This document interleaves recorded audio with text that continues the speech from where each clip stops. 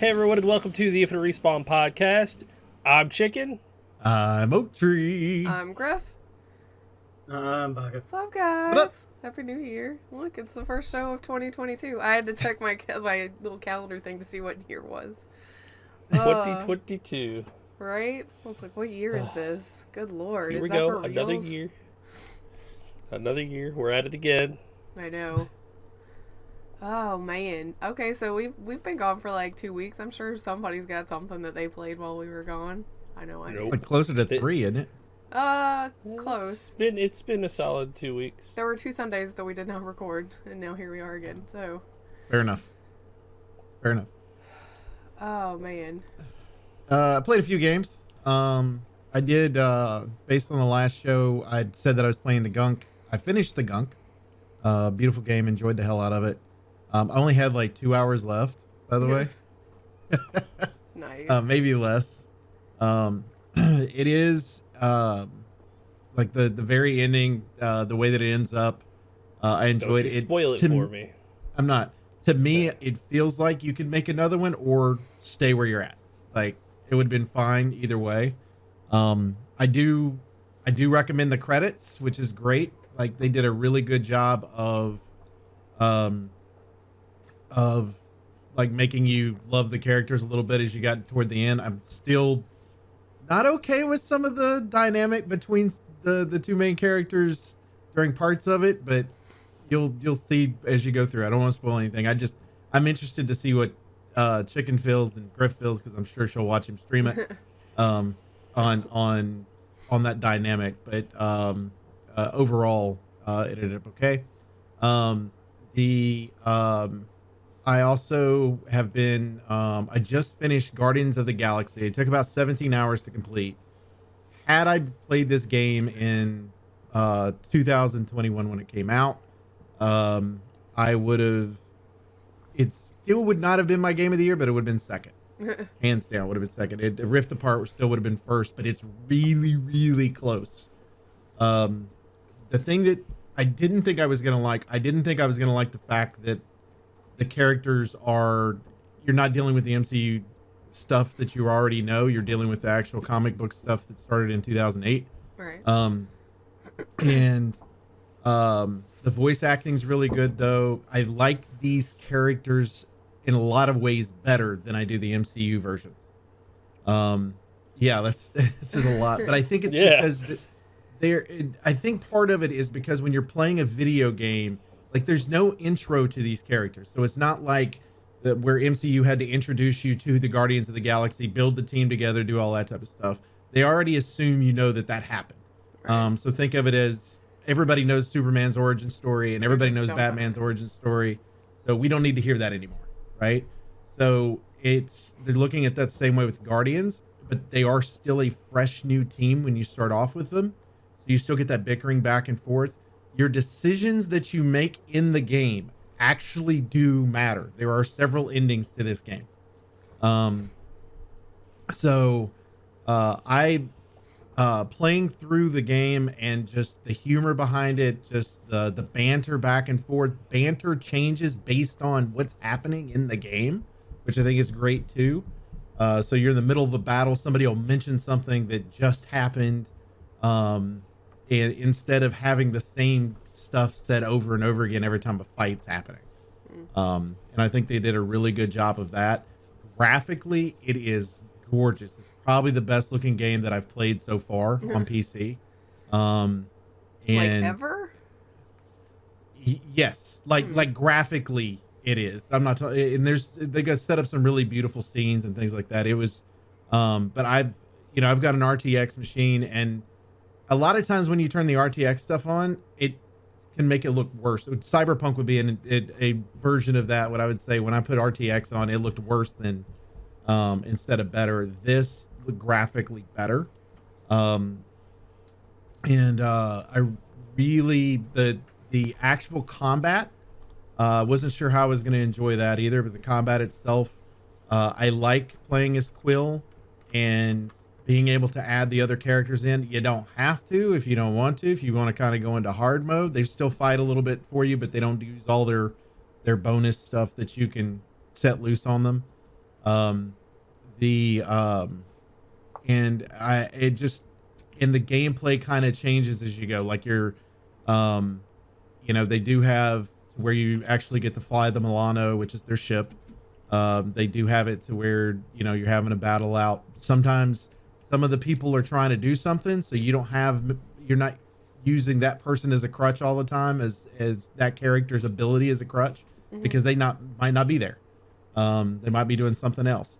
And so it was really nice. And plotline, it just makes sense on how they built the whole thing, and you feel like a freaking Guardian of the Galaxy while you're playing it.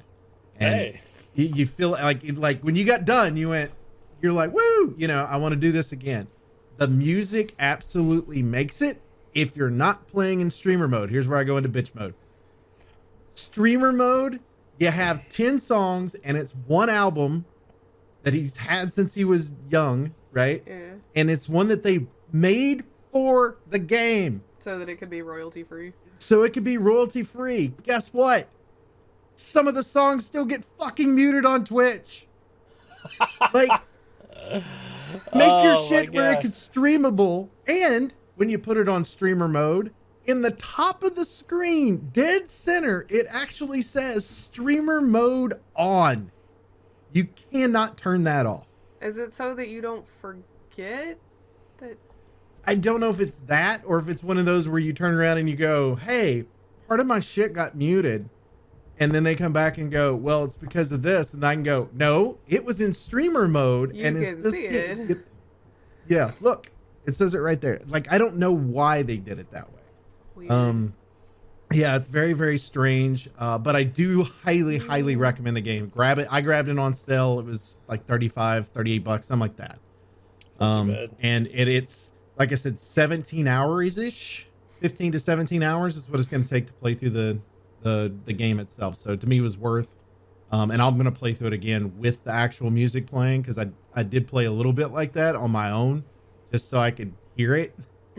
And it makes a difference. It really does make a difference, because they have such a good soundtrack to it. And so highly recommend. But I've also been playing Mario Party All-Stars with my kids. Santa got my kids Mario Party's All-Stars, and we've been playing that. And for all the parents out there, our children need to learn to lose. I do not cater.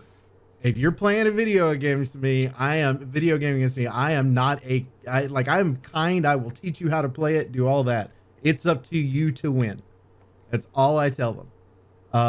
And both of my daughters have practiced the mini games, because you can practice the mini games individually. So they go through and they practice the mini games individually so they can try to beat mom and dad. And they've done a really good job of getting up there. They just can't beat us in the main Mario Party part yet, because they haven't figured out that strategy. And I've told them, whoever's in the lead's the person you go after, or whoever, and so now they're kind of figuring it out. Which is really cool to kind of see their little brains, progress through and play. But they absolutely love the game. They played like right after Christmas. I want to say they played it for 5 days straight. I had to tell them to get off of Mario Party and go do real things, because they were they were just sitting there playing it. And then I also played a good amount of Icarus. I was able to actually play with no pants, so we were able to start the progression of the campaign, if that's what you want to call it. The way that the game is set up, it like I told you, it's got a real life timer of 7 days. You can have up to 8 players playing at one time, but it progressively gets hard within hours of real time. So they have winds and storms and things like that, and they just get worse. It's not one of those that we're going to go, oh, here's a bad storm, and the next one's like kind of a minor one, like real life would be. No, it is, here's a soft one. Here's a little bit harder one. Here's a, oh my God, your house just burned down one. Yeah, that happened too. In the snowstorm? We haven't hit a snowstorm yet. Okay. We haven't hit a snowstorm yet. So it's like just regular storm stuff. But the progression system I like itself things I don't like, there's a reset button, but there's no way to actually reset all of your talents and skills. So I don't know what the reset button's actually for. But it's very weird for that. It's the you can kind of play it your own way. So like if you're the person, like if you're the person that does all the construction, you go through your talent tree and do the construction. But then you also have skill sets so you can bonus your skills. So maybe if you build a wall out of wood, it costs you less than, if somebody else did it, because you chose that skill to be able to lower that. Or maybe you put it into making your character faster because you do most of the hunting, whatever. So they did a really good job of trying to make it to where there's a lot of variety. But that skill tree there's a lot. There's absolutely a lot there. And so you can kind of go through and just cater it to yourself. You also can build several different characters. And there are 2 different modes. I finally found out what the 2 different modes mean. There is play and there is offline. Play means you are on their servers. So you're going through their servers and other people can join you. Offline means other people can't join you, even though it gives you an option for friends to be there. So the only thing I can figure is it'd be like a LAN party. Maybe. A situation like that, which would be weird to have nowadays, but and then it's on whoever would be hosting that's personal instead of their cloud system server. But I absolutely love the way that the game is set up. It just is very difficult, very quick if you're running through the campaign, and the outposts currently do not have, which is the part that you could just kind of free range and just play. They currently do not have predators. So to me, that's not fun. Like not having wolves, not having bears, not having jaguars, all this other stuff's just not entertaining. So it is what it is. But anyway, that's what I had. That's all the stuff I played. I know it was a lot, but I got there. I started Death Stranding right before. I'm sorry, I'm trying not to die a little bit. Right before, I want to say the first time I loaded it up was like Christmas Eve.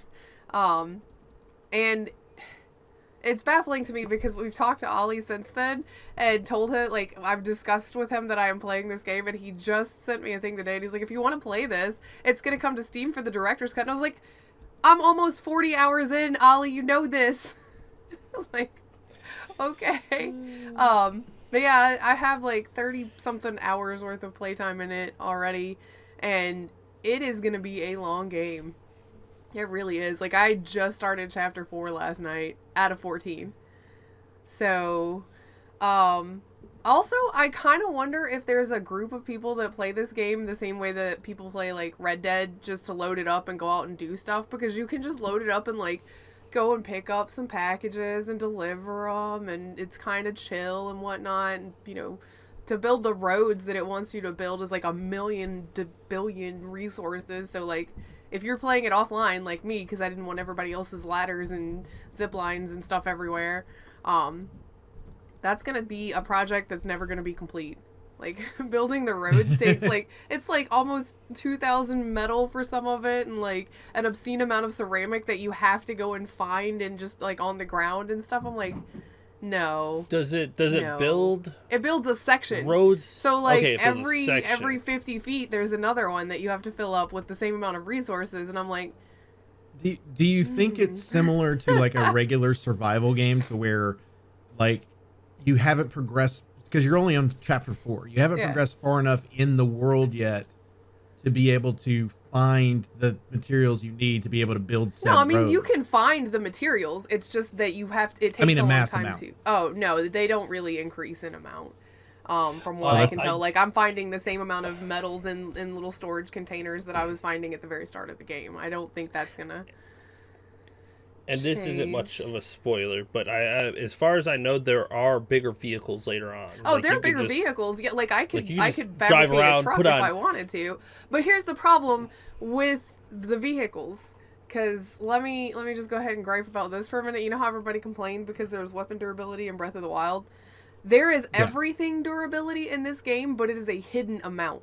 Because the durability is based on how long you're out in certain weather conditions. Because the rain damages your vehicles. So I could be lucky and go out for like an entire run, pick up a bunch of stuff, and go back and have it not rain on me at all. My vehicle that I had was fine. Or I can go out, and the second I leave the Bridges facility, it's raining, and it rains for like an hour solid. So by the time that I get back, I have to scrap my whatever vehicle. Is I it was acid using. rain? There's a story component as to basically the rain is called timefall, and anything that timefall touches, it ages and damages. So while you're being rained on, like I have a suit, but if you were not in a suit, it would age you and damage your skin and eventually kill you. So Nobody made a suit for their one of my other vehicles, huh? things about this game is I don't know, and maybe it's just an information bit that I've missed, but I don't know how long it has been since the original Death Stranding, but it seems like we figured out how to use somewhat like chiralium is a thing that came along with the Stranding, and it's a resource. We figured out how to use it for a whole bunch of stuff, but there's so much about the whole world that we don't know. Like, I'm constantly being told, we're still working on that, and I'm like, what? We should prioritize some things. Are you on a new planet, or are you on our No, planet? we're on our planet. Like, the story is so confusing. It is We so don't know confusing. yet. She's Yeah, only in like, chapter 4 out of 14. I'm pretty like- sure it's Earth because we're in the U.S., and the amount of times in chapter 1 that I heard the words United States made me just, or like America, I'm like, I can't. Is it just a trendy thing for, like, I don't know, Kojima's what, Japanese? So, like, is it just cool to throw it out there a bunch? Because I'm tired of hearing it, really. Do this for America. America needs you to reconnect. We need to connect America to be the United States again. Y'all, I get it. I know what country we're in. You have established. You just don't get it. I know. You don't get it. Yeah, I there's so much going on, and they really front load you with, like, here's a ton of information. Not all of it's connected, and some of it probably doesn't matter, but we're not going to tell you which parts are important and which parts aren't important. So just keep all of this information, and we're going to keep stacking systems on top of you until you probably are just going to die because you're being crushed under the packages just like Sam is. But the upside is, like, Sam is not in my opinion, not a super likable protagonist. And I know that they gave us BB, which is the little baby that you see all over the advertisements for it. They gave you that so that you had a character to attach to. Because it's probably not Sam. Like, Sam is surly and quiet. He is very quiet for a current day protagonist. Not silent like early Master Chief, but like a man of few words. Please don't touch me. I don't really like people. You know, things like that. So all of my exposition's coming from other people, and my only likable human interactions come from the baby in the jar. So Okay, so speaking as somebody that is not playing the game, out of curiosity, what are the packages like? Are you just a mailman in the future? yeah, like Is that I'm telling you, like the bad faction that will fight you are called mules, and Chicken and I have decided that they are like zealotous Amazon employees. Like, they took their job at Amazon way too seriously, so when we got to this point, they basically, these people, and the game actually tells you, basically worship packages, parcels and whatnot. So they have this sensor for their area that if they sense a package in their area, they're going to come after it immediately and attack you to try to take it. So I think that they're Amazon, and I'm basically the equivalent of USPS. And you find packages in the world. Like, you can do your little scanny thing, I'm and pretty it's like, sure I've that seen this package Kevin needs to Costner go. movie before. I'm just saying, the postman is it's a real thing. I've seen this. Like, Welcome to the mind of Kojima. I know. Like, I'm like, how does this man get anything done in his daily life if this is like how his thinking is? It's so disjointed, and I feel like he builds a game based on ADHD. First of all, you cannot be criticizing till after you're done with the game. Right now, you are literally seeing like these small little corner pieces, and you're like, didn't say "This guy's anything crazy." negative. It's like give him time to build the picture. He is crazy, But that He does is not crazy. mean he cannot eventually, have a good story pay off to it. Because, like, right now I'm going... I did a part last night, and a character that I am attached to via another character, I'm like, are they the bad guy? Do I have to hurt them now? I don't want to. I But that's need perfect. to know what's happening. That's how they keep you drawn into the story, because they as long as it's small twists here and there to kind of keep you in line for the story. Because I mean, if you just do giant twists, it gets boring after a while. I can't decide what Kojima wants his audience to be as far as like intelligence level, because sometimes, especially with the amount of moving parts you have to understand the game systems, like they expect you to be smart. But then there was a story beat last night where it's like somebody came up and handed me a package. They're like, oh, sorry, the parcel thing went offline. So here's this package. It needs to go to this place for this person. And I'm like, oh, okay, and put it on my back. And I'm like, I know who just handed that package to me, and you're a fucking idiot for taking it.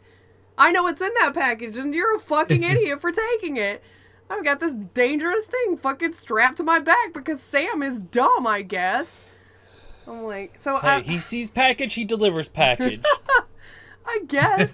I mean, he's even had a run-in with that person before. You should be able to recognize the voice. I'm like, how do you not? Why are you okay?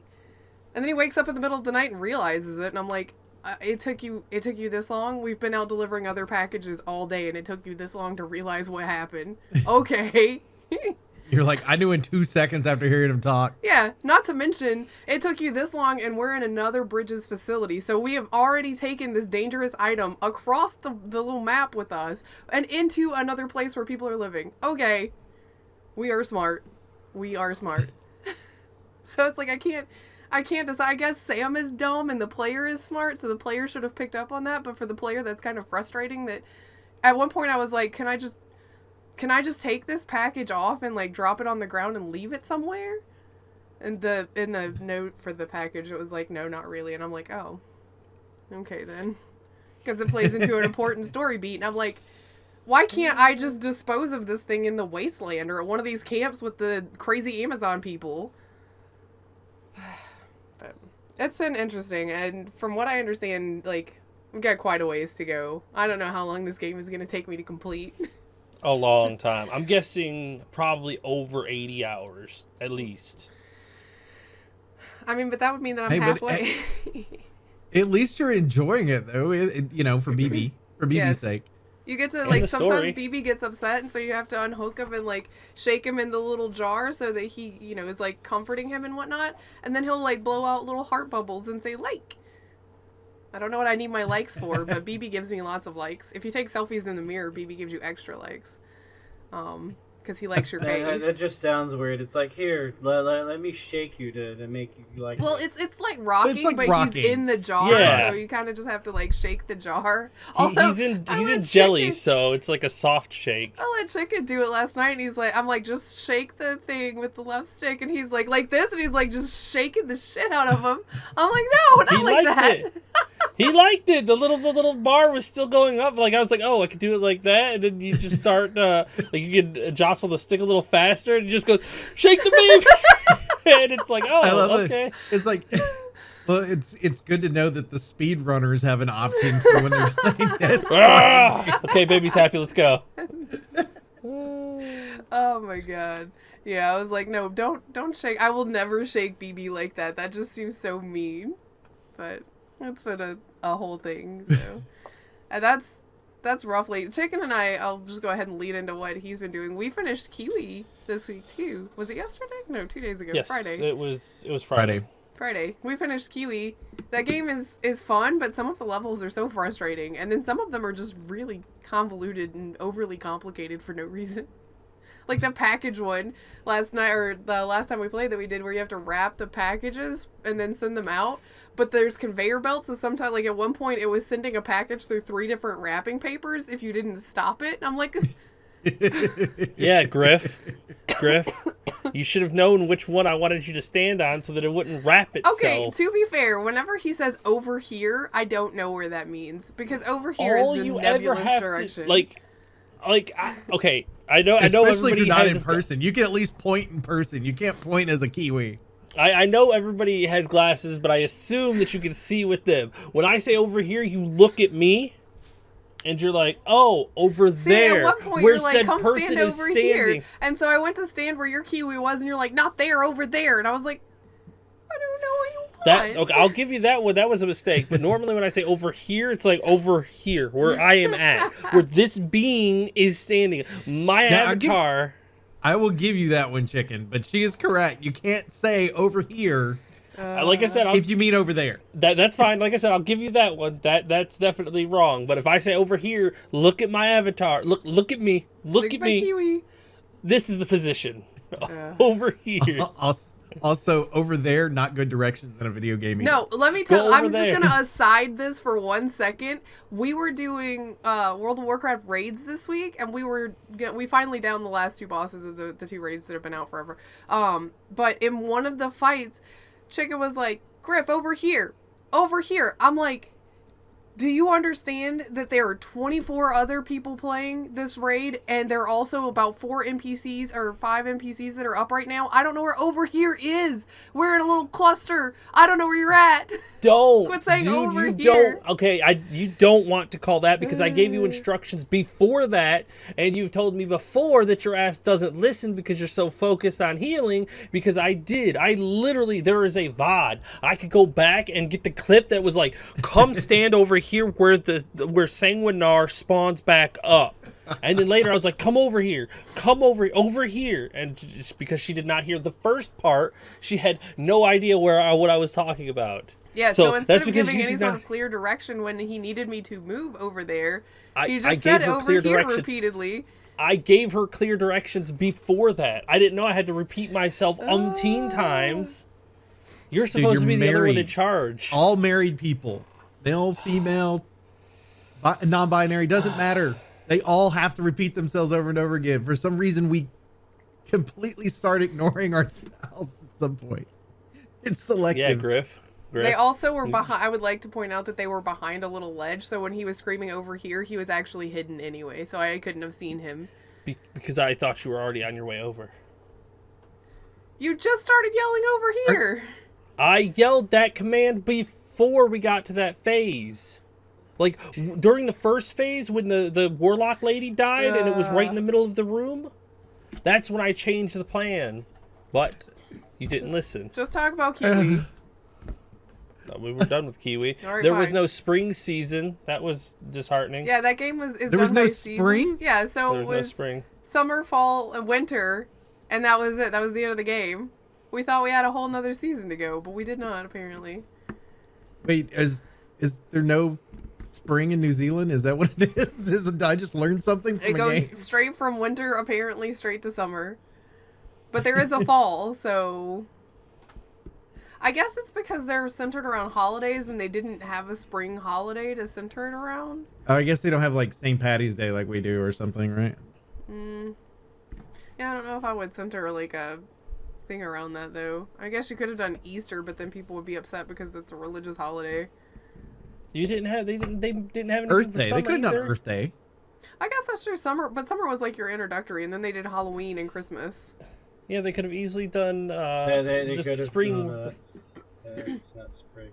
where the Doesn't snow's say melting and Valentine's Day. Yeah, I mean, just The spring in flowers general are seems like growing. it would have been fine to me, but I'm just saying maybe Yeah. they didn't have a centralized holiday, so they didn't do anything. Or maybe it'll be Because Because they were DLC. thinking we send presents and letters and stuff for these particular things, so that's why they did it that way.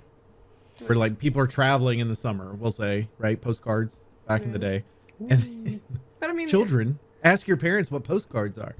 what are those? Never heard of them. And then the other was to be holidays, I guess. It's weird. yeah. What else did you do, Chicken? Oh, is it my turn? I thought you were still going. I said I was gonna segue into your stuff with Kiwi. The Now only other who's thing, not the only thing listening? that I played other than WoW was Star Ocean. After 55 hours, 3 bought copies, and almost 20 years, I've finally beaten the game. Was it worth playing the game and finishing it finally after all? Yes, that kind of game for that time, like, it becomes so goddamn meta. Like, a game that old does not have the right to be that kind of, like, I don't know, cerebral, because it, like, forces you to think about your own existence. I mean I it's don't an want to old think game. about my life. It's an old game. Can I talk about the end? I mean, it's I mean, I'm fine with it. That It's from game 2003. is 20, yeah. This, and I find it ironic, this is the third game in the Star Ocean series, but it is the end of the Star Ocean universe. Like, it is it. The end of this game is the end of the Star Ocean universe. So everything that happens in all the previous Star Ocean games all lead to this final game. Like, this is it. This is where their universe is destroyed.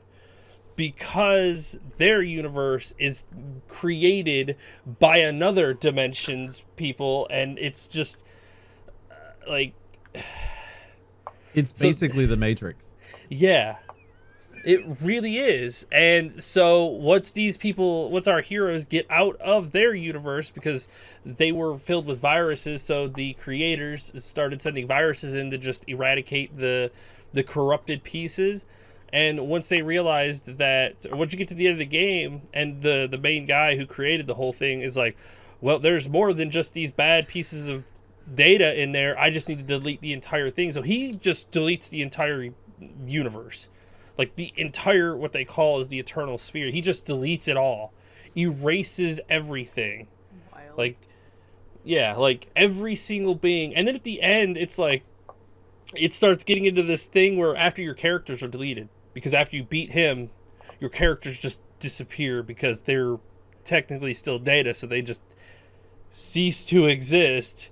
And then it starts doing this thing where he's talking to himself in his own mind, where it's like, am I real? I'm having this thought. So does this thought make me real? Am I still a being even though I've been deleted? Like, it gets into this really wild territory where it starts asking what is real, what is, like, what makes something real? Is it just thoughts? Is it the memories of other things? Like I said, it's wild. I spent like 3 hours fighting the last boss. Oh my god. He was a bitch. That's because the 3 bosses before that, you were like, well, that was easy. That was easy. Okay, first of all, easy. there was a string of like 18 bosses. Once you get to like the last section of the game, there's just a string of bosses. And I started cheating.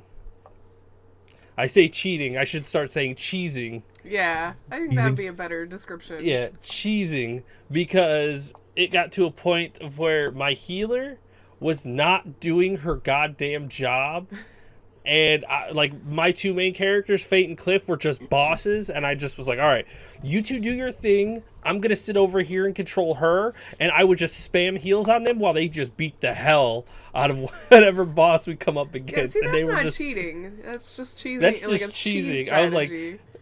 because one of the abilities is Fairy Light, so you get a big heal and whatnot. And I would just be like, Fairy Light. Okay, they take a little damage. Fairy Light. Oh, big damage incoming. Start casting Fairy Light. They take damage. They get healed back to full instantly. And just keep doing that while they beat the hell out of them. Yeah. I did have to turn off all of Fate's spells, because that dude was just like, I'm not gonna attack. I'm just gonna cast spells at these people. And it's like, The whole just time. stop. Just stop. Just stop. So I finally beat it. The last attempt, luckily it was right when I had to end the stream too. The last attempt, I used everything in my inventory. Everything. I had no more revives. I had no more heals. I had nothing. And I only had 1 person left. Cliff was my last homeboy. And I just started punching the last boss, just like hoping that it was enough damage to finish him off. And luckily it was just enough. And I finished the game at level 69. Yes. Nice. Well done, sir. It's so worth it. But after you beat the game, it does the cinematics, which we watched, and then it starts doing a a scene for every one of the characters, and I got through 2 and was like, oh my god, it's almost 5 o'clock. I gotta go pick up the Nug. I can't sit here and watch all of these. So it is paused. My PlayStation is on and paused right now. And power doesn't when go we out at any point. hopefully the power does not go out. When I start up the stream tomorrow, we're gonna watch the rest of the Star Ocean ending cinematic. We'll see what the end game, a little bit of the end game has to offer, and then we're gonna start the gunk. Because old game to new game, and then after the gunk, we're gonna play Turok. Old game, and then hopefully, old game. Hopefully, after we're done with that, Pokemon Arceus will be out, and we'll play that. So, hopefully we'll be good. We'll time it just right, but we'll see. We'll see where we're at. Well, what about you, Baka? What you been doing? Did Fall Guys on and off. Oh yes, I played a bunch of that too with him. Yeah, yep. And causing trouble, and then I have been playing Metroid. Oh, how do you like it? Is it as good as people say it is? I'm enjoying the heck out of it so far. Like honestly, like I've had a couple of points with some of the bosses where, like, I got a bit tilted and had to walk away for a bit. Oh, it's good when Baka gets tilted and has to walk away. He's like, all right, guys, that's enough for yeah, me. When I come back to it after like a little while, then it's like, okay, good. I'm focused. I can get back in there and I'll beat the boss. Like I'm stuck on one at the moment that I got tilted on, and had to because of the show I had to pause it, and 2 I was just like tilted with it for now. I was like, yeah, we'll come back to it later. Happens to the best of us. Yeah. You're hanging out with some of us more than others, of course. I mean, Grif is playing a game where it's all about trying to balance and whatnot, and watching her slide down, she tilts a little more than she should. Especially in ravines. Don't get her started on the ravines. Oh my god. Don't talk to me. That's funny. I'm refraining from getting started on that. Oh. You guys want to talk some news? Sure. I mean, a little bit of news that we have. Well, you say it's a little bit, but there's more than like 3, so that's more than we were having before the end of the year. No kidding. So, I don't even know where to start with all of this. I think we start out with the one that we thought was probably going to be the case, which is E3 is not doing a physical show this year. Shocking. I know. Is it though? Is it? Yeah. They're doing a digital thing, aren't they? Or are they just not doing anything at all? I thought it was good. It says it's uncertain. Not a physical show. It's like the entire E3 is uncertain. Excited about the possibilities of an online event. You know what? If I could just read. Nobody cares about E3 anymore. Well, and they said this, and then immediately Jeff Keighley tweeted thing. out, was like, oh, by the way, Summer Game Fest coming back this year. It's like, oh, okay. Jeff Keighley. Could you calm down for a second, boy? No, Jeff Keighley wants to be the only Jeff Keighley in the world. Well, he wants to be the only, place where you get new gaming announcements. But, I mean, I don't know. Some of the comments on the article mention how, the cons are kind of a thing of the past, because now developers have so many things that they can go to that they're constantly talking about the projects that they're working on. There's not like one big build up of, here's the stuff. It's just whenever we feel like announcing it. I feel like there's not as much fanfare as there used to be. Well, I think the other thing is too, like if you think about 2019, which was the last PAX West before everything happened, if you like that, Microsoft wasn't there, Bethesda wasn't there. Yeah. So a lot of your bigger companies weren't showing up to these, and they and even if they were shrinking in size. So I don't know if people are going to end up moving, because cons are fun. Like, people enjoy the cons. I think it's so saturated now, though. Yes. Because, I mean, you think about it. We had 3 PAX in just the United States alone. We're down to 2. Yeah. And so those are, well, I guess you got, if you count Unplugged, there was 4, now there's 3, but the, and then you had E3, then you've got, what is it, Gamescom that's in Europe?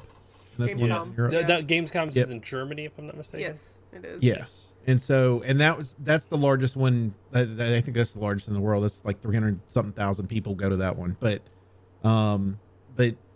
going the digital route during 2020, you've got to entice people to want to go to some of these games. And some of these places had moved over to TwitchCon. There's some of these different ones. They were like, do I put my money in PAX or do I put my money in TwitchCon? Because TwitchCon had gotten so big. So I don't know. I think the best thing the industry could do is, and I hate to be this way about it, E3 needs to go back to being journalists. Yes. Or at least content creators that cover video games is fine too. Yeah. But it needs to be to where it's not general public, to where some of that information could be fed out and it be that mystery that we enjoyed so much about E3. I enjoyed E3 and the stuff because nobody else could go except them. And now it's like, well, you've got all the people, that are going. So I don't know. We'll just have to kind of see. Well, I mean, I think even without the people, it's just like you had mentioned, there's just so many events that they can be showing stuff off at. So one developer, like Microsoft's not beholden to wait until June or July, whichever is the E3 date. They can be like, okay, well, the first, thing of the season starts in April. We'll go to that and announce this, and then we'll go to this and announce this. And so instead of there being like one centralized place where you get a lot of these really massive announcements, they just kind of get spread out across the year. So none of it's super exciting unless you're specifically looking forward to it. There's not like one big event where everybody fangirls. It's like, it's all going to be on the internet and it's all going to happen, over the course of several months. So it's really kind of like less exciting. Not to mention there's also an oversaturation of just how many games we get a year now anyway. So it's not like, ooh, this one thing is, I'm going to wait for like 2 years. Yay, I'm so excited. It's like, okay, well, and while I'm waiting for that, I'm going to get these 37 other games because they're coming out in between.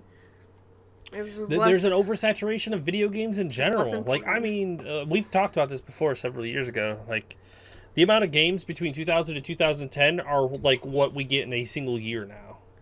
Mm-hmm. Yeah. Well, I mean, it does that with any type of industry that makes medium like this. Because if you deal with, like, think of movies. Movies used to be, you get a blockbuster once a year, maybe twice a year, and now all these people are spending hundreds of millions of dollars on movies that are being released every month. Yes. So, I think that you're dealing with the same thing with the video game industry. I think the best thing for cons, if they want to continue to bring people in, is they need to figure out what their specialization is. Yeah. So PAX West, they need to go to every developer that's sitting in Washington area or on the West Coast, and they need to that's who they need to be bringing in. There's no reason Microsoft shouldn't be in the same town. Redmond's literally north of Seattle, so it's like Microsoft should be there, and you make it part of a Microsoft show, and you tell them, this is what we're trying to make it about you. What's that going to do? Well, Sony needs to figure out a way to get into that market. And you go, look, we'll bring you in, Sony. If you want to do that, Microsoft's going to be there. They're going to bring all their people. Why don't you make it about that battle going on there? Sony decided to do their own, though? Like, PSX was a thing for 2 years, I think. Yeah, but it was in Tokyo, though, wasn't it? No, I think it was in California. Yeah, I think it was in California. Yeah, because it was a US based thing. Sony was still as of 2019. I don't count this past year's one. As of 2019, they were still at the PAX West, where Microsoft wasn't. So I don't know. Yeah, I just don't see conventions being the place people are going to announce stuff anymore. It's all going to be a Jeff Keighley's show. It's forever and ever. Everybody is beholden to Jeff Keighley. Yeah, but I mean, eventually, if he doesn't change his Game Awards style, it's gonna fall off too. Because again, it's always the same complaints. Always, it's not the Game Awards anymore. It's the show awards or it's the Winter Jeff Game Keighley show or whatever. Yeah. What does he call those other ones? Summer Games Game Fest. Fest. Yeah, like there's it's just Summer gonna Game become the Fest and Winter the Game Games Awards. Fest.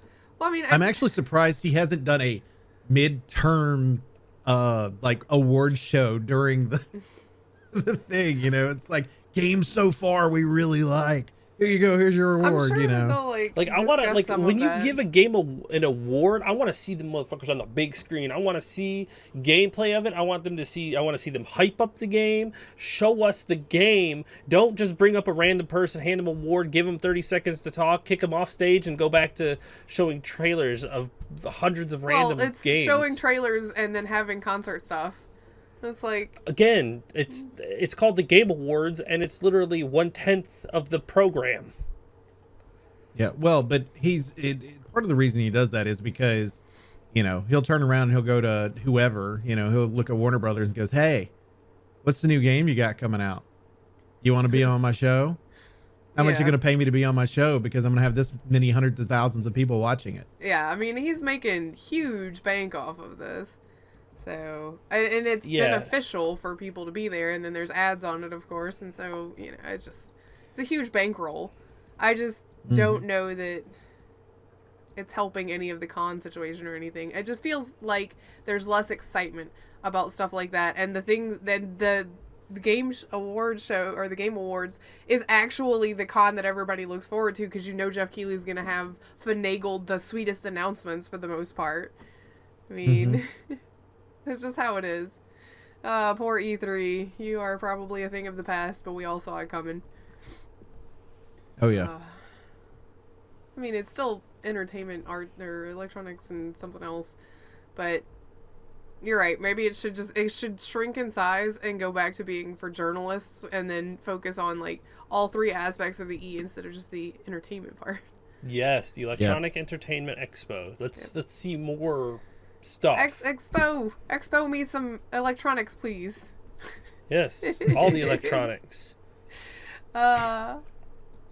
Like, I mean, getting Valve up in that thing, being like, "Hey, you guys wanna show off all your new technology?" Well, and that's the thing about it is if you can get the in-house, the people that are closest to you, that's the cheapest for them. Yeah. And that's my thought process. Where cons like PAX are built on people going to play the video games. They're not based on announcement. So where E3 was always about announcement and the journalists playing the video games and telling us all about them because they had an opportunity to play them. Now, because they open up the public, they don't get the opportunity unless they are in a back room somewhere and get an invite for that. Or, unless they want to stand in line for 4 hours to play one of the things and then, miss out on everything else on the show that day. Right. But, man. But one of the things that, you probably couldn't give a proper showing off to in a 15-minute demo because it's got so many hours is Dying Light 2. Because if you want to complete it 100%, you're one of those achievement chasers, 500 hours at least. Y'all? Who's got 500 hours right now to devote to this? To be fair, they clarified that is for if you were like 100%ing the game. You want all the platinum trophies, whatever system you play it on, however they equivalent that out. It's not just to play the base game. This would be like repeating the gameplay and making some of your different choices and then getting the different endings. And I don't know how many endings there are to it, but I would guess probably at least 3. A good, a bad, I'm guessing and there's at least indifferent. 5 because if any, like the previews that they've showed us, like the amount of change that you could do to the world based on the factions that you can work with is going to be pretty intense. Yeah. And I do agree with Grif because she said they're probably going to be time gated. Yeah, it's if you've never played it, I don't know what other game does it, but I know Dragon Age Inquisition did it where you had certain things that you could do on the war table, but all of that took real-time hours. So, like, if it said it was going to take 24 hours, it meant you can load up your game tomorrow and this will be done. It's not 24 hours in game time where it's like you complete a night cycle and then the day cycle and you're ready. No. The it's ship like missions actual... in Assassin's Creed Black Flag did that. So if you sent off Yeah. your ships to bring back money or whatever, I for knew there you. was a game you played recently that had that in it. That's what it was. I think if I had to guess, they're probably not going to do time gates. It'll probably be gameplay gates where you have to play through a certain part to change this, and then you've got to continue on through that, But I and think it upgrades it further. I think some and of you've the got time to, gate will come in that, where it's like, unlock this faction. Once you've unlocked this faction, they need to build a bridge. That bridge being built, you'll have to gather resources for, and then it will take them like 3 days in game or in real time to build it. So 3 days from now, your bridge will be built before you can go to the next part. I would say 3 days in game, and No, I mean 3 I days think total, that, like out of game time, And like real life time. and I think like to make things like that work, they will have like side missions where you could go and gather the materials, and once you do so many side missions, the project begins. Imagine and then how bloated the in-game game days, is for that, though. Like, I'm not going to discount how fun the gameplay is in Dying Light. It is fun as far as the gameplay goes, and I know that this is supposed to have better gameplay, and like with more options and stuff. But at the same time, like, how much of that do I want to do that's essentially, you know, running errands? I say this playing Death Stranding right now because I will routinely walk past packages at this point because I need to get to the objective. I don't have time for that. I don't want to have to, like, be forced to do that so that I can get the resources of these people so they can build a bridge for me or whatever it is. It's a lot of speculation for right it feels now, like so. maybe it's going to be bloated. They said you can finish the game in one run in less than 100 hours, but still putting it at the less than 100 instead of like less than 50 or something like that insinuates that there's still a lot of bloat to the gameplay. Because I can't see the story actually taking you 100 hours plus in Dying Light. I think we looked it up before the show, and Baka and I ran the first Dying Light, and what did I say? Roughly like 12 to 14 hours, probably. 12 to 14. Yeah. So, and that was the first one. The first one's not a short game, but you know, but upping that, going from 12 to 14 hours for the first game, and that wasn't including any DLC or anything. It was just base game. Up to, you know, this game's gonna take you 80 plus hours. Oh, is it now? Okay, let me quit my job real quick. I feel like there's like somebody that's a big Skyrim fan that's listening going 500 hours, them rookie numbers, you know. Well, I mean, just like, I mean, to be fair, I say that as somebody that has several games that have hundreds of hours worth, but that's cumulative gameplay usually over the course of a couple of years, at least. I know my Cyberpunk time shot up over the course of a year, but a lot of that was spent in like a pause screen because I was dealing with baby stuff and things like that. But I hope one of the things that they're, you know, like thinking about it, and this is the only game that I can think of that did this, just because the first two games were so good, and then they did this and this one, which is Arkham Knight. Arkham Knight made what used to be optional levels of the Riddler stuff ended up being to where you had to do the actual Riddler stuff in order to be able to progress through the storyline in Arkham Knight, and it was awful. Okay, in Arkham Knight, no, you don't have to do it to progress the story. If you wanted the pure ending, the pure true ending, you had to do all of that. You could finish the game with all the other stuff, and then you got put back in the game, and you could continue on, and which that game had the premise for the Nemesis system. Oh my god, why they didn't use it infuriates the shit out of me, because you kept putting bad guys in, and you could have used them in the Nemesis system, but you just refused for some reason. You refused. Oh my god, it was perfect. They made the choice just to be an affront to you. You know? Yes, it is an affront, because I loved the idea of putting in the bad guys in there and having them attack you randomly, and all they had to do was just insert the Nemesis system, and boom, it makes it much more dynamic. It would have been amazing, but oh my god, they didn't use it. Well, but that's the thing too. It would have helped the gameplay aspect of it, I guess, but it wouldn't have helped the story. No. But you could have built the story a little better around it.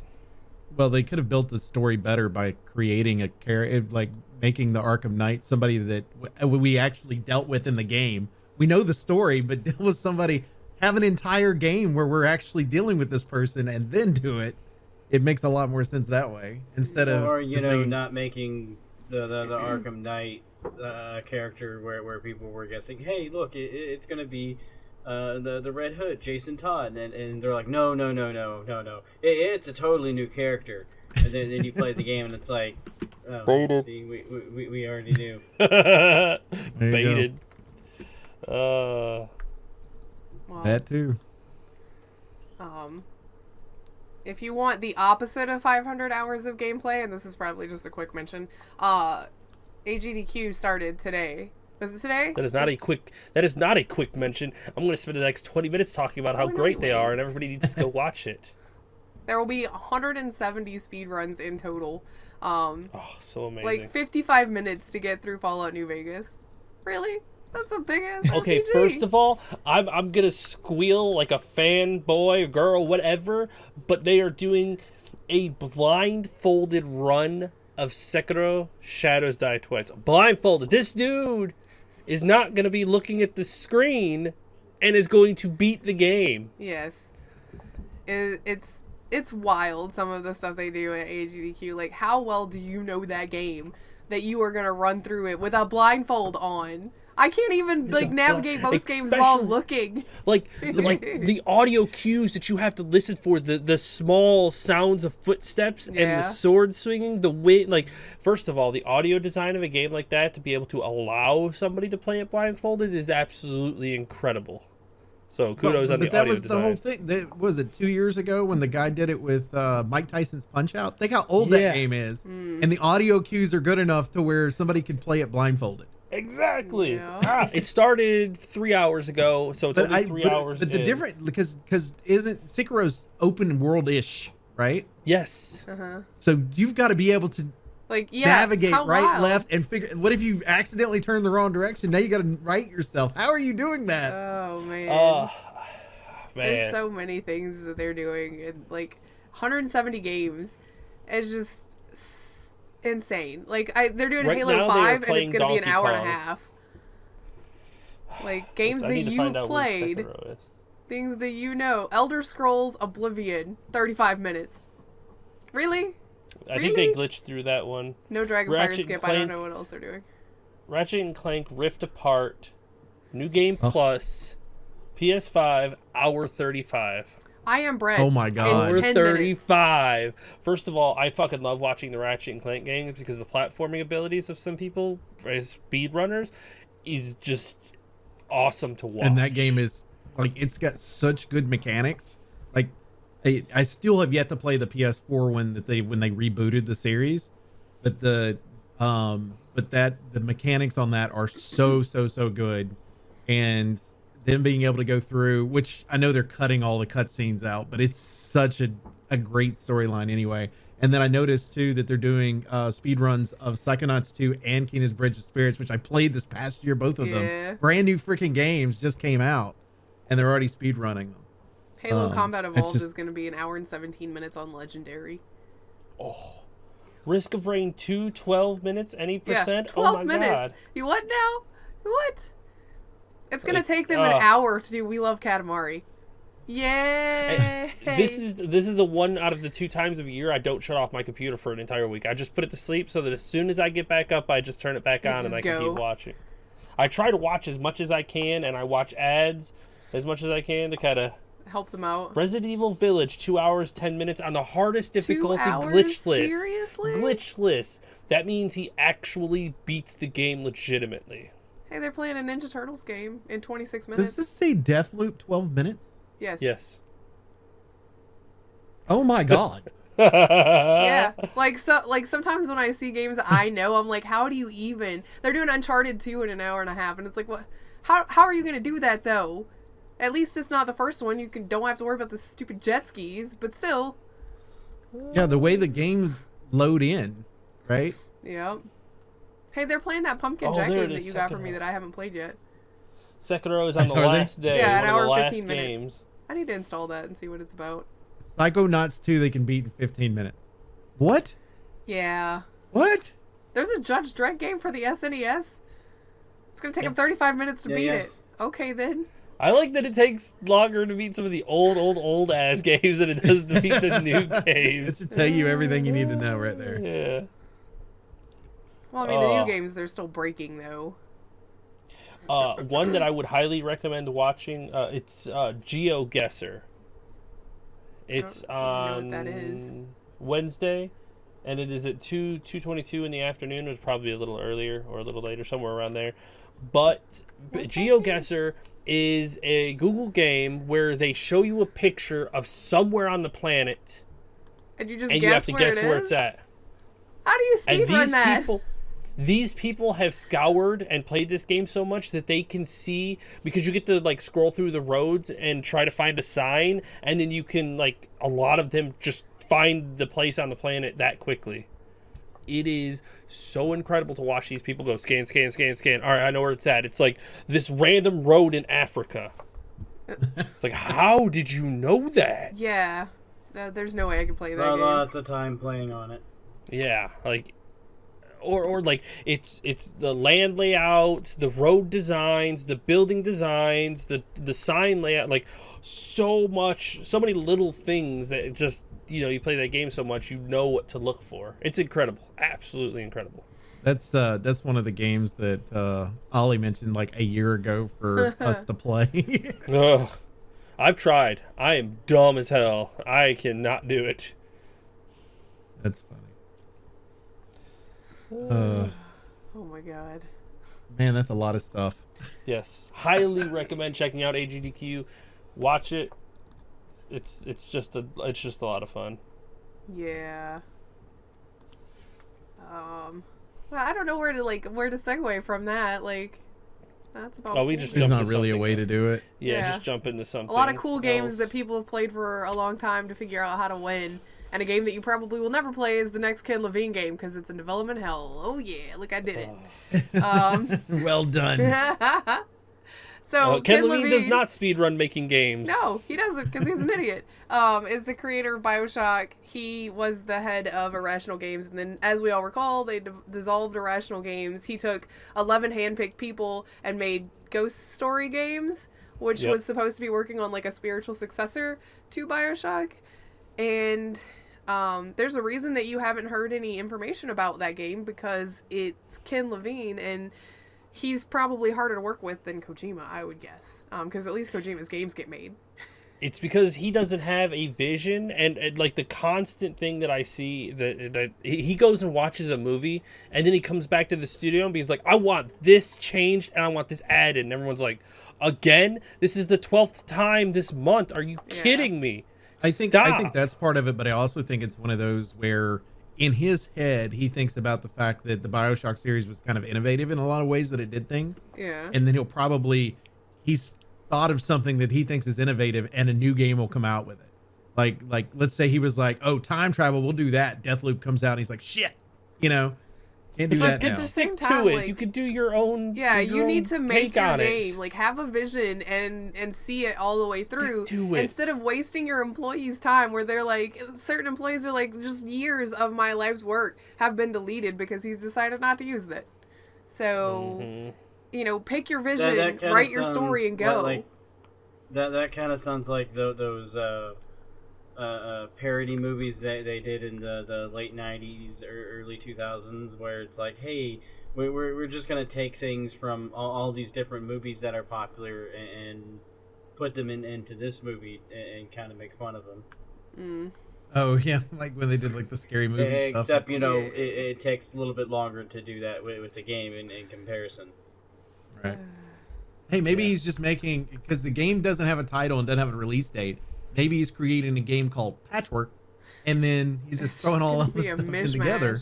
Well, I think part of the problem too is like somebody like him, and I'm pretty sure that at this point Kojima's got somebody that does this for him too. They have all of these ideas and they keep wanting to do stuff, and at some point you have to have somebody next to you that's like, no, we've already made a decision on this, we're going with the decision, and like reel them back in a little bit. Nobody's reeling him in. Basically, Take-Two, which is the people that are backing his stuff, is like, here's your money.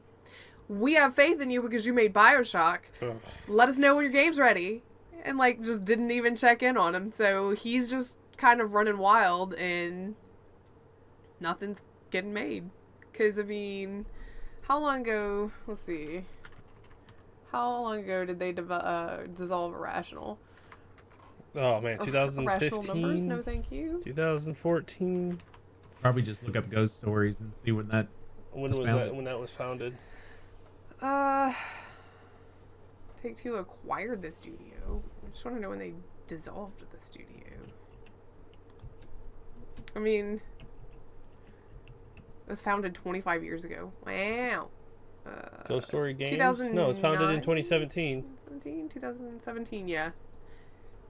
Irrational Games has it segmented out. I guess it's because it was 2K Boston for a little bit, 2 years.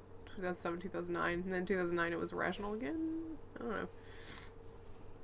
But, yeah, 2017, he's been working on a new game, with a new studio since probably 2018 and just not getting anywhere with it, which in the grand scheme of things doesn't seem like it's been that long, because that's 4 years. Been working on it since Irrational. Yeah, it's 4 years. Because the article said 8 years in some cases, right? Yeah, So- you're right. So So he was working with it. Irrational, and then they switched to the ghost studio, game thing because yeah. probably couldn't get done what he wanted to at Irrational. Now and he blamed them instead of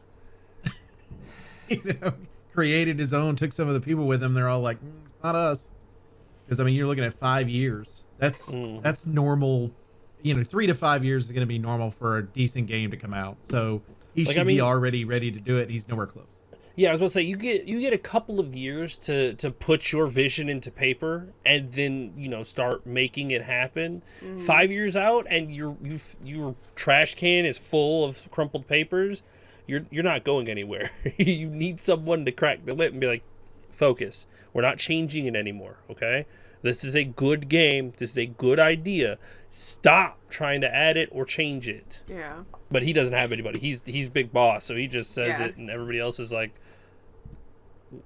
okay, why? And I feel like I'll actually give him the benefit of the doubt of I've changed my mind. I'm creating a new company. I'm going with a totally different game plan for the new game. Right. So here's Ghost Story Games, boom, and starting from scratch 5 years ago. I'll give him that. But it's been 5 years, and everyone's saying the same shit. You can't get shit done. Yeah. Just somebody needs to rein him in a little bit. Yeah, Imagine. definitely. You know what else needs to be reined in? Stupid NFTs. And all of the companies that have decided that every game they make from now on needs to have them. She said the Square segue. I Enix. knew where she was going. I'm doing my best. That's a good one. I like it. I liked it. I mean, I know we talked about this in probably the last couple of shows before the end of the year, and here we are again with more of it, because Square Enix's president is doubling down on their choice to put NFTs in future games, because they believe that blockchain will be a major trend this year.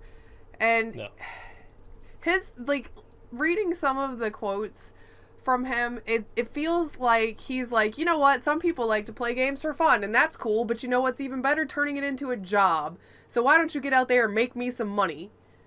If I'm not mistaken, there was another article that went over how many NFTs Ubisoft sold in their Breakpoint thing. We'll just take a guess. Just take one guess at how many NFTs their Breakpoint stuff sold. How many were available? Do we know? I do not know. There's Okay. several. There are quite a 1,000? few. I don't know. I think it is a few hundred at most. Okay. I can go with 5. 110. That's what I'm going with. All right, Grif. 256. Baka. Just Nice pinpoint. 400. 15. Oh, I was way off. Hey, remember when it was 15. announced and I said, does anybody even play this fucking game? Remember that? Yeah, Yeah. there's the 15 people that play the game. Well, it was 15 NFT investors, quote unquote, that are hoping to offload that for tons of cash. And it's like, no, you see that shelf? It's still full. Ah. Nobody wants it. Or there's investors that don't actually play the game. Yeah, So they pretty had much. no Well, I clue. think- Nobody plays the game. And I think that that's one of the things that some of the companies like Square Enix are kind of banking on, is they're not looking to their current audience to be the ones that are super into this stuff. They're looking to people that wouldn't normally be buying their games to, one, buy the game, and two, invest in the NFT side of it, because they're just NFT investors. They're people that are not. I think they're doing. I honestly think, and I've been thinking about this over the Christmas holidays. I think every gaming company is doing this wrong on so many levels. Not just because it's an NFT, but they're going after the wrong market. They need to do NFTs on mobile games. I mean, because mobile players already spend on microtransactions. There are more whales in mobile gaming than there are in actual, like, I don't want actual gaming in PC and console, in non-mobile gaming. Yeah. So I think they go after the mobile games, and then here's your thing. You turn around and people are going, because remember our argument, the fact, what are you going to do if they turn the servers down? What are you going to do with this? What do that, right? Their comment back, don't you own a phone? It's already on your phone. It's with you everywhere you go. That's exactly what they're saying at the end of the day. So what it's going to end up being within the next, sometime in 2022, I'm calling it now, some mobile company is going to have their game and they're going to have an NFT built into it in some way. I just... There you go, by the way. I put that 15 NFTs in the Infinite Respawn thing. Oh, thanks. Yeah, so, 15 between its two marketplaces. A total of 445.49 Tezos in sales, which is 1,755 real monies. Well, I mean... Real monies. No one bought the helmet, which requires 600 hours of playtime.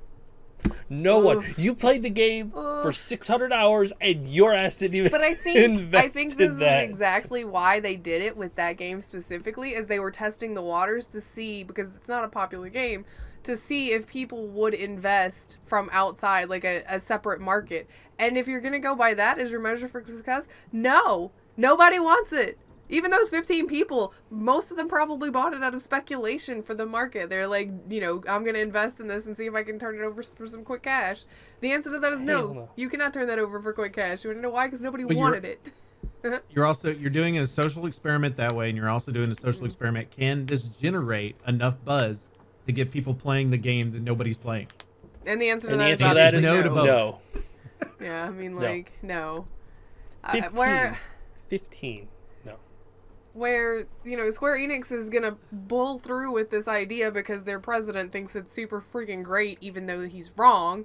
Sega, on the other hand, was like, hey, we're going to do that. And everybody's like, no, we hate it. And they're like, oh, okay, you hate it? Then we'll just put that on hold for right now and put a pin in it and come back to it later, maybe. We'll see. There is a use for it. It is not in cosmetics. Oh my God. Well, it's hard to commit to something that you want to have actual value. It's hard to commit to that being in a game where the servers will eventually not exist, because that means that item will eventually not have value. The only way you can make it happen, like let's use Ubisoft for an example. Let's say I bought a skin of some sort. If I could transfer said skin, a version of said skin. So let's say I bought the skin of the game and go in and I can put it in Assassin's Creed. Or I can put it in another one of their games, or another one of their games, another one of their games, whatever. A version of that would be able to be transferred to each one of those because I paid that money. That's worth value because I can always use that code to get it up. But it's never going to happen because all the coding is different. Yep. All the coding's wrong. It's not going to happen. Well, I mean, Here, they could have be able to program it in. Let's blow it up this a little bit further. If you were allowed to buy NFT avatars, and then you could use those avatars to be your main characters in games. Say you buy an Ezio avatar. Boom, dude, that you would can be use so Ezio much to be the extra main work. Because then, by the time that you're a year or two in, you've got 15 to 20 avatars that people can purchase, and that number's only going to go up. It means for every game that comes out after that point, they have to have all of those avatars available, and they'll constantly have to be patched because those avatars, because they're real-world money, will have to be retroactive as well, so you'd have to be able to go backwards and put them in older games, but you can't. That's just so much extra work. It's going to be... Here's the one thing, and the only one that this might work out with is if they do, because they're doing Assassin's Creed Infinity. If that's a hub where you can come back and change, and everything will be based off that same Infinity hub programming. So from every Infinity game engine. forward, yeah, it'll share engines. and they will have to be, they can be interchangeable within that setting, but it doesn't mean that your Assassin's Creed Infinity avatar would be able to swap over to like a Far Cry game, because they might not necessarily share the same framework. It depends think about how much work for the developers, because you can't just be like, I'm just going to edit this in, copy paste. It doesn't work like that. If they use all the same engine, they will eventually just be able to be like, all right, I'm going to pull like the Unreal Engine does. You could literally use anything from any game that uses the Unreal Engine and just copy paste it into your game. Yes, but then you have to take into account, do you change any of the voice lines? How do the physics on their clothes work versus the clothes of the actual character and things like that? Like, there's a lot of stuff that you'd still have to go in and mess with. I mean, you picked your avatar to be this one person, this lady, but the character in game is this big giant dude, and then your lady's too small for stuff. Like, she can't drive the vehicles and things because your avatar is too tiny, because you just pulled, copy-pasted her, and she's not the same hitbox size. I will be interested to see, because, at one point, and I've been watching the story of Xbox that's on, if you go onto the Xbox store, it's free to watch, but it's like 6 episodes, and we forget about this world before there were gamer tags, right? So Xbox introduced the gamer tag, and that was literally your name for Xbox, all the way through every game you were playing, instead of each individual company having their own gamer tag, right? And so it never really been done that way. Well, going back to Chicken's suggestion of an avatar, if Ubisoft, which we've already established the fact that their universe is all the same universe. Right. So at some point they might introduce an avatar. You design, customize your avatar, pay them a certain amount to keep it. And then because they're using the same engine, it's able to transfer to the other games based on that. And so they're getting the money that way. And then just, or they do a small transfer, because when you do WoW and you have your characters and they have a new one out, you can move your character to the next expansion naturally. Is there a price at all? No. The way they did it for this actually is that you get one free copy. When TBC came out, you had your character. You had to choose whether you stay on the original classic servers or you moved them to the TBC servers, and you got one of them for free. So we moved ours to TBC. Now, if we want to unlock our characters on the classic, we have to pay for it. There you go. So they'll figure out a way to do that. That might be a way that they end up, what we call NFTs, a way of making that happen. Yes. Because I feel like everybody's moving towards a metaverse mentality of me being in the video game. And I think that's... And we get to a point of where somebody makes a really cool looking character, but they're done playing Ubisoft games. They go and sell that character on the marketplace, and somebody's like, I want that character. Oh my God. And then boom, like somebody's going to make a Master Chief looking guy, and he's going to own it. And then he can sell it on the marketplace. I'm sure there are going to be things where people can actually make avatars and sell them. You can either make your own, or you can go to the marketplace to look for an avatar that you want to buy. Like, it's just a matter of who's the first one to do it. Exactly. And that right there is capitalism. You make your product, you sell your product. Ubisoft gets a cut. So, I mean, there is a world of use for this stuff. Just stop trying to shove it. It's like the moment anybody smells money in the water, they just start trying to get it as fast as they can. How about would you take a second, figure out how to use it properly, and then you can do it. Because the first company that figures out how to do this right is going to be loaded. Guarantee. Oh, yeah. But all of these people that are doing it wrong is just wasting money right now. Yeah. Well, I don't know. There's been a very, visceral negative reaction to every company that's like, we want to put NFTs in our game right now. Because the NFT market is just... This is not the time for it. Maybe in the future when you've got things better figured out and more people understand what NFTs are and give a shit about them. But right now it's a lot of speculation. So... Well, and I think the other thing about it is, too, not just from a gaming standpoint, people not wanting it, from a last 2 years, hopefully not this year, too, that we've been living with, we just want our life to go back to playing video games. We don't have to worry about all the stupid shit that goes along with real life stuff. We just want to go back, find a game we can play it, and just give us a good game. Mm-hmm. You know, you can make money off us that way right now. You know, good game and DLC that we might actually want to buy versus here's this NFT thing. Enjoy it for the 5 minutes you're playing this game. Exactly. What else was there? Let me see. Riot Games. Oh yeah, I have that one open, but I guess it just kind of I forgot about it. Yeah, there was an agreement. Go ahead. Yeah, Riot Games has agreed for $100 million gender discrimination settlement. If you remember, originally they wanted to settle for $10 million. And California told them that was absolutely absurd because it was nowhere near enough. And they recommended $400 million, and it got settled at $100 million. Which is only $50,000 per person of the 2,000 women, more than 2,000 women. That's if it was 2,000 exactly, it's 50,000 for each one of them. And that's assuming all of that 100 million goes directly to them, which again I doubt. Is that right? 100 million? Yeah, I just did the math. 100 million divided by 2,000 is 50,000 per person. Wow. Yeah, still not enough, and they're not using all that money for that. 80 million is all that they're going to be paying the women. So 80 million they're going to be paying it. Riot will reserve $6 million each year for 3 years to adjust pay. Just so that you can check my math. I could see Baka in that reflection. That's funny. That's great. Double Baka. What does it mean? I hope that gets to be the thumbnail. Double Baka. But they're going to $6 million each year over 3 years to adjust pay, and then they're going to create 40 full-time positions for affected contractors and have third-party monitor its progress. I do like the fact that they're having a third-party monitor the progress.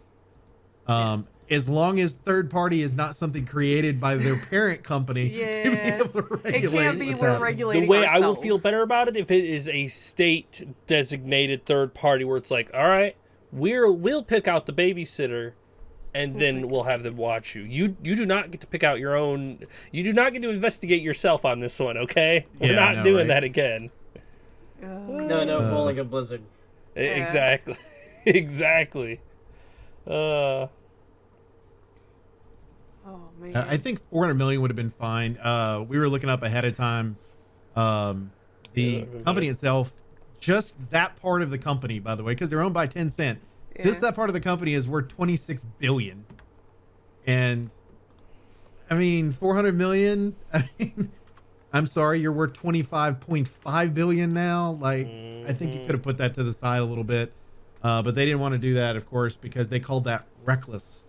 I don't know how you call that reckless, but and then the Tencent itself, what we end up saying, it ended up being over 500 billion net worth, or no, sorry, 500 billion worth. But at one point in last year, before everything started dropping off, they were worth 950 billion. Yes. So what's 400 billion or 400 million? Yeah, exactly. You know, come on. It's literally $100 to them. Yeah. If they were an average person. If they were an average person. You know, if that company was an average person. That's what yeah. Oh man. Anything else? I think that's a good positive note to end on. Oh, by the way, did you see my new chicken? Look at my new chicken. He's right here. Chicken got it for me for and Christmas. my new Ghost of Tsushima shirt. We're like Christmassy show. Nice. Yeah, chicken got me a chicken to hang out with me for Christmas. Yes. I just wanted to make sure that he was noticed. Because you don't have enough chickens. I did find, I showed it on stream before and I just made noise, so Griff was going to kick my ass for making noise. It wasn't loud. I'm so You're good. mean But about I this. did find my picture that she got me, which I Oh, can go we ahead and didn't show go the get podcast. Well, I wasn't. Oh, that's I was- awesome. Yeah. Hell yes. We gotta First of get all, it this thing is- mounted. You need a frame for it. Yeah. Oh, absolutely. It is going to get framed and it's going to go right there. I don't put much on my walls, but this one, it's absolutely going on the wall. I had planned to go get it this past week, but I was sick all week, so it didn't really pan out. I love it. That game is probably one of the best games I've ever played. I am a sucker for it. So, it's absolutely Awesome. going on the wall. Awesome. Now we do can- appreciate everybody. Go ahead. We do appreciate everybody hangs out with each and every week at Infinite Respawn. As always, you can check us out on Twitter at InfiniteResPC. You can check me out personally at MDB Oaktree. You can check out Grif. At Grif's Lineham. Check out Chicken. At Elite Chicken 313. Check out Baka. And Baka Pickle. Also, make sure you go to Grif's YouTube channel. She's been posting stuff. There's things there. I meant to Lots Lots of post things. more, Everybody but needs I've to just go been, watch it. Like I said, I've Go just watch it. been- It gives you times to catch up on the amazingness that I'm is actually Grif. gonna post one today, so when you're done watching the podcast, you can go and watch the new. That'll be Good luck episode trying 14. to beat me to the videos. I've got them directly to my phone. I am always number one. Also, make sure you go to twitch.tv/EliteChicken313. Chicken, we got the gunk this week and a little bit of Yes. Star Ocean shit. Yes, Star Ocean will be tomorrow. We'll see how long we play it or what we want to do in it, and then we're going to start the gunk. I know it's short, like it's really short, so might finish that in one sitting and then play Turok for the rest of Yeah, the... it's 4 to 5 hours, I think. Yeah, Yeah, might be you able can to beat probably it in do one that sitting. 1 to 2 streams. And then And we'll then do Turok. Turok. I don't know how long Turok is. Old Anybody here know? Turok. Old Turok. Depends on How how old is good Turok? Does anybody, I mean, not old. Does anybody know how long Turok is? Let me You find might be out. finding another game before you. No, not I- super long. It'll depend on how much difficulty he has going through it. Mm-hmm. All right, you go ahead. Keep going. I'll find out. Also, make sure you go to twitch.tv/MDBOaktree, where I'm on almost every day of the week. I'll be playing Icarus today. Hopefully, No Pants will be able to make it. If he can't, then I will be fighting the storm on my own. Oh no! And Good then, I know, right? And then I got to find a new single player game too after beating Guardians. But I'm in that little gamer. That let gamer down funk right you there. get that funk, man. It was Oh, I such a hate good game, that. and I'm like, oh man. I hate that. But so I'll find much. something. I'll find something. I've done really well with the last few that I've gotten. They've been very enjoyable. So hopefully I can find another one that I can enjoy. Maybe I'll go the chicken route and find an old game to play. that I Or haven't you played could, Dude, like, I am full enjoying the commit. shit out of this old game, new game thing. You can full commit to a long game and play Death Stranding like me. Ooh. And then no. I can see how you I've- carry package. I've done my long game for the year. I will do one extraordinarily long game a year. Like Prey wasn't even that long. Wait, Star Dying Ocean took me Light, 50. Dying Light 2 comes out this year, right? It was Yes. supposed to come out last Yeah, see, year. there's I your don't know second when one it right came there. out. It will probably be an old school RPG. Like, I mean, even Ghost of Tsushima did not take me that long, but Star Ocean took me Yeah. 55 hours. And that Some was because I rookie already... numbers. If you want to do old school Symphony of the Night, Yeah. you can Do that. download that on PS4. The wheels Yeah, are do turning that. right That now. one- Look at Hey, that. yeah. That one no, will you can probably... see- I can That one smell will him take me a thinking right now. while.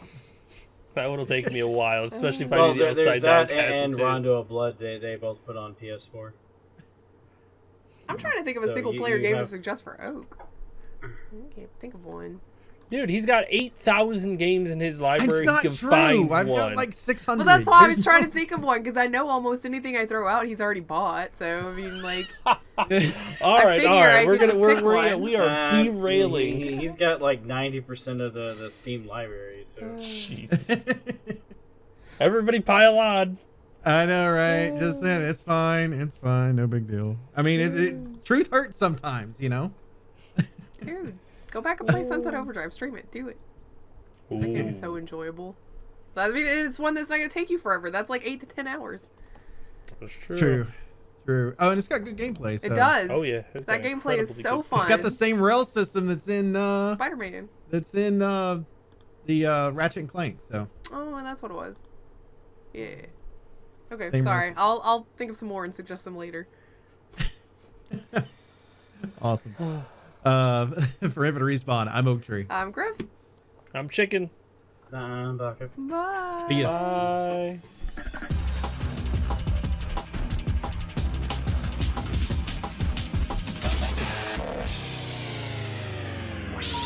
Please hang up and try again.